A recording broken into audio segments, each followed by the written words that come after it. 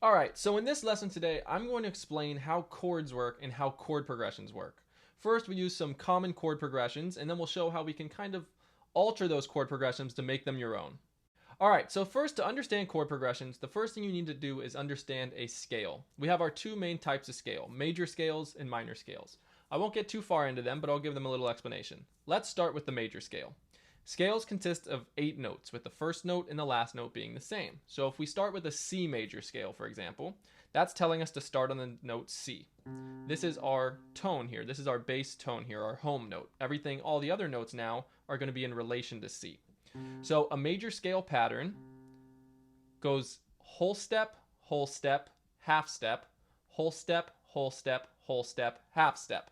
So you can start on any note and follow that pattern of whole steps and half steps, and you'll be able to make the major scale for that note. So if we start on C and we follow that pattern, we do whole step, half step, whole step, whole step, whole step, half step.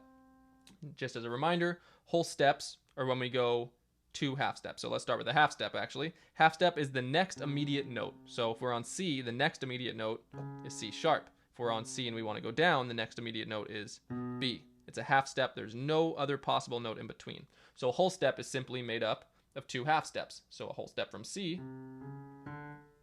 right there, C to D. So you can start to see it easier. You just skip a half step if you want to do a whole step. So once again, whole step, half step, whole step, whole step, whole step, half step. So that gives us our 8 notes. When we name these notes, C would be the 1, D would be the 2, E would be the 3, F 4, G 5, A 6, B 7, and then back to your 1. So those are the names of the notes in this scale. C is the 1. Now we can form chords based on all of these notes just by forming a simple triad. And when we form these triads, it's important that we use the notes of the scale. So starting on C, to build a triad, we do a third and a third. There's our C chord. This would be our 1 chord in the key of C. We move up, keep the same position, triad, D, F, A, all in thirds. There's your 2 chord. That's a minor D chord. Go up, here's your 3 chord, your 4 chord, 5 chord, 6 chord, 7 chord, and back to your 1 chord. Now once again, it's because we name the notes 1, 2, 3, 4, 5, 6, 7. So whenever we say the 1 chord, we're taking that note of the scale and playing that chord. So once again, 1 chord, 2 chord, 3 chord, 4 chord, 5 chord, 6 chord, 7 chord. Now let's talk about the type of chords. In a major scale, this applies to any key you start on, but we're using C as an example. The 1 chord in a major scale is always a major chord. So the 1 chord is a major chord in any major scale. The 2 chord is always minor. The 3 chord is always minor. The 4 chord is major. The 5 chord is major. The 6 chord is minor.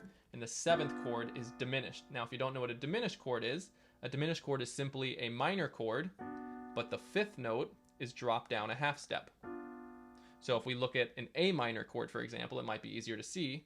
Here's an A minor chord. If we wanted to make this A diminished, we simply take the 5th of the chord and lower it a half step. There's our A diminished chord. So once again, in the key of C, we have our 1 chord as a major, 2 chord as a minor, 3 chord as a minor, 4 chord as a major, 5 chord as a major, 6 chord as a minor, 7 chord as a diminished. So now, to create chord progressions, all you simply do is find a combination that you want to use of those numbers. So you just put together numbers. There's no rules with this, but generally, if you're playing in a C major scale or any scale, you generally start on the 1 chord. So maybe we follow a pattern that goes 1, 5, 1. Let's start with that, meaning I'm going to go from my 1 chord to my 5 chord back to my 1 chord. So it would go like this. That is a chord progression of a 1-5-1. Very common in a lot of classical music, and one of the most prevalent chord progressions of the day is going from a 5 chord back to a 1 chord. Now we can switch up the order though. Maybe we can go 1, 6, 4, 5, meaning 1 chord, then 6 chord, then 4 chord, then 5 chord. So if I play that,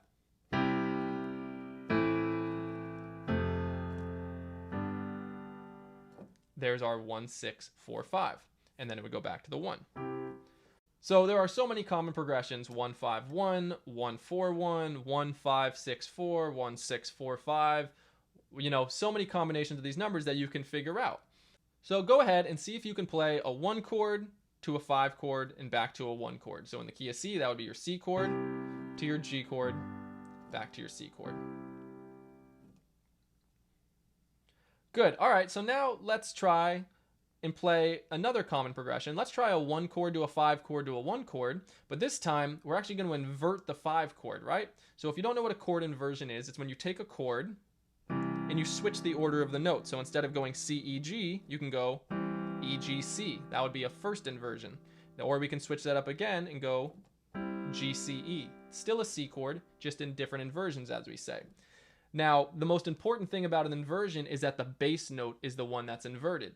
Meaning if I do this, 1 chord to a 5 chord to a 1 chord, 1 chord, and then I invert my 5 in my right hand to play a G chord, but I don't invert it here, meaning I use a G in the bass, it would actually not be considered an inversion. It would still be considered its root position because the lowest note is the G, which is the root note, making it still a 5 chord, not a 5 chord first inversion. So to make this a first inversion, not only do we need to invert this, which we don't have to, but most importantly to invert the bottom note. So we're going to turn the bottom note into a B, since that's the third of the G chord, which would make this a first inversion. So now we just went from a 1 chord to a 5 chord to a 1 chord. Even though I used a B in the bass, I didn't play the notes of the 7th chord. I used a G here instead of an F, which makes it just a G chord first inversion. So now let's do a progression where we go 1, 5, 6, 4, but this time we're going to use the inversion of the 5 chord. And let's hear how that changes the sound of it.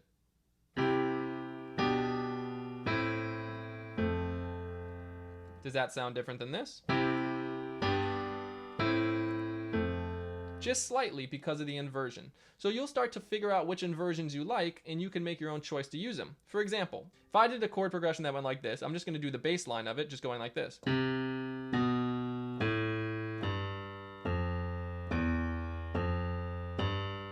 Now, if I consider these all to be the root notes, it would sound like this.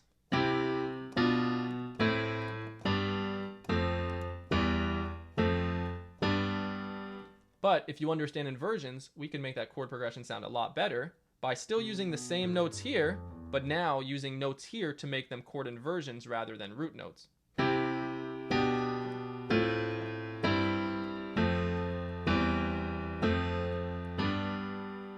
So what that progression is it's really a 1 chord to a 5 chord, just in its first inversion, to a 4 chord. This is actually an F chord here inverted, back to a 1 chord, but in its second inversion, then to your regular 4 chord, no inversion.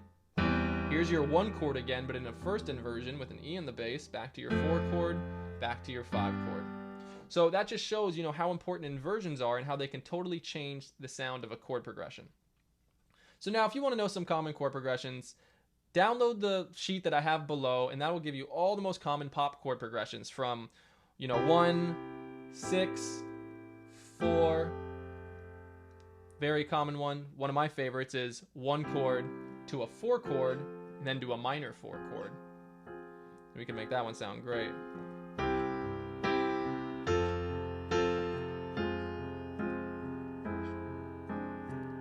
So, you know, once you start getting comfortable with your normal chord progressions, you start to learn how to mix the major scale chords with the minor scale chords to really expand out your chord progressions. But for now, this is just an intro on how to build your own chord progressions. I didn't get into the minor, but let's talk about the minor real quick in case you want to know. Minor scales are slightly different than major scales. There's actually just 3 different notes. They are the 3rd note of the scale, the 6th note of the scale, and the 7th note of the scale. So I'll play my C major scale again. Our 3rd note's the E, our 6th note is the A, and our 7th note is the B. So all we're going to do is take that 3rd note, 6th note, and 7th note and drop them down a half step. So E goes down to E flat, A goes down to A flat, B goes down to B flat, which would give us our C minor scale. So now with our C minor scale, we have 3 flats, E flat, A flat, and B flat. Now the order of the chords changes. Our 1 chord is now a minor chord. Our 2 chord is now a diminished chord. Our 3 chord is now a major chord. Our 4 chord is now minor. Our 5 chord is now minor. However, the 5 chord could be major or minor in the scale. So I can do a minor 1 chord to a major 5 chord and back to a minor 1, and that'll still work. I can do a minor 1 to a minor 5 to a minor 1, and that will still work. So with the 5 chord, it is minor technically, but it could also be major and it'll work perfectly fine. The other chords, that won't necessarily work. The 6 chord, major, 7th chord, major. But once again, could also be diminished. Both would work. There's your diminished. So tons of great chord progressions. You can use the same numbers. 1, 6, 4.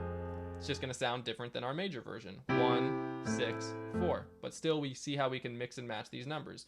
1, 7, 6, 7.